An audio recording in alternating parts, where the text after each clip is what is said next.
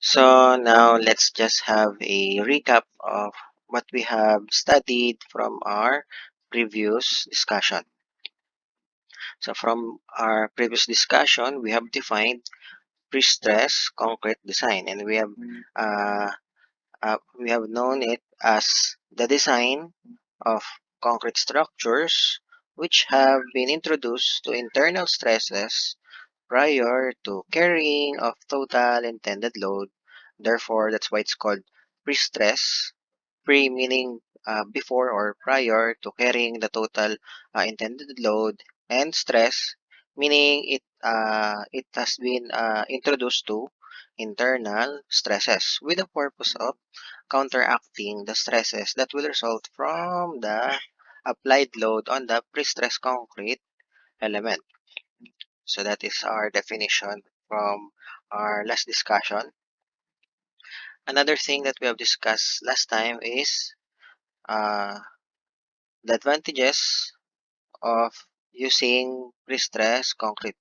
So last time we have also studied about the advantages of uh, using pre-stressed concrete, and the first on the list is uh, the pre-stressed concrete tends to have a shallower depth in comparison to its equivalent reinforced concrete. So since it requires shallower depth for supporting the same amount of load in comparison with the its equivalent reinforced concrete with the same length, the tendency is it will require less volume since it just requires shallower depth. It will require less volume, and because of that, it will require as well less concrete as well as less amount of reinforcement compared to its equivalent reinforced concrete. So that is one of the advantages of using pre-stressed concrete. It tends to have shallower depth. So another advantage of using pre-stressed concrete is it requires less maintenance since uh, it is very strong enough to hold or support the intended load that uh, uh, had been anticipated to be carried by the pre-stressed concrete element. Another advantage is the possible longer working life due to better quality control of the concrete. Because as we all know, uh, making of making pre-stressed concrete requires higher quality of materials.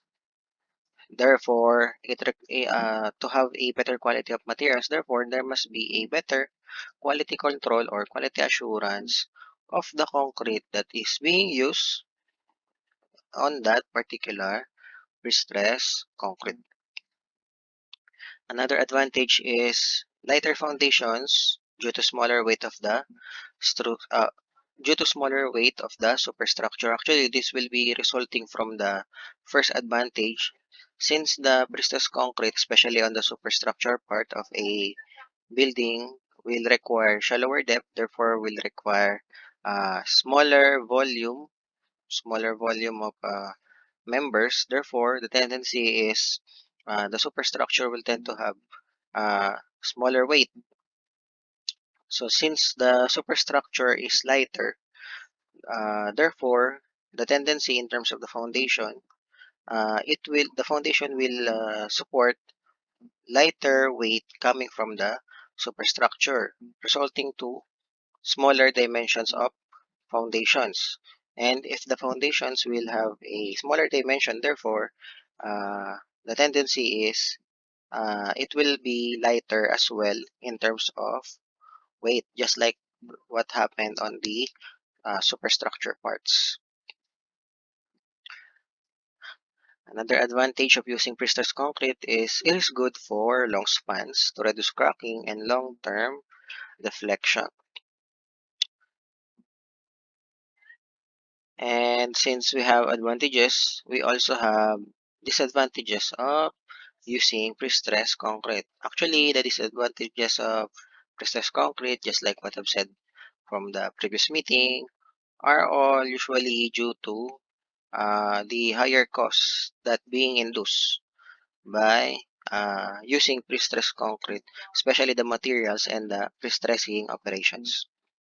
So the first disadvantage is the higher cost of higher quality materials needed in pre-stressing uh, higher quality materials needed in pre-stressing, because uh, we cannot pre-stress a concrete with just using normal quality of materials, because those normal quality materials will cannot withstand the high stresses that is being induced in a pre-stressed concrete, especially when a pre-stressing reinforcement tends to compress the pre-stressed concrete. So we require higher quality of materials. So tendency, if the quality of the materials are higher, therefore their cost, the cost of the materials, will have a higher cost as well. Another disadvantage of using pre-stressed concrete is the added cost coming from the pre-stressing operation. Since we know that we cannot have a pre-stressed concrete without pre-stressing operations, we cannot have pre-stressed concrete without pre-stressing the pre-stressing reinforcement that will eventually apply a compressive load to the pre-stressed concrete that will induce counteracting stresses. Last disadvantage is the formwork. The formwork that we usually use on pre-stressed concrete, because the geometry of the sections of pre-stressed concrete elements are usually complex in form in comparison to the reinforced concrete that we usually use. Because in reinforced concrete, we usually use simple geometry of sections like a rectangular section or T-beam section. Unlike on pre-stressed concrete, we usually use complex geometry of sections, thereby producing complex formworks. And again, last meeting, we also studied that uh, there is a very long history of pre-stressing in the pre-stressing industry, starting from P.H. Jackson from 1872, way back 1872. Although the main problem encountered on the early development of pre-stressing is that uh, they did not they were not able to address the time-dependent pre-stressing losses, because we all know that pre-stressing force uh, tends to diminish its magnitude as time goes by, and that scenario actually affects the integrity of the pre-stress concrete. Although as time goes by again, there were technological advancement in terms of materials, especially the pre-stressing steel, together with accumulated knowledge in estimating short and long-term long-term losses that address the problem on time-dependent pre-stressing losses. Last thing that we have studied from our last meeting is the purpose of pre-stressing, which is to induce stresses that will counteract the detrimental stresses that is being experienced by a concrete or pre-stressed concrete element coming from the applied loads that it supports.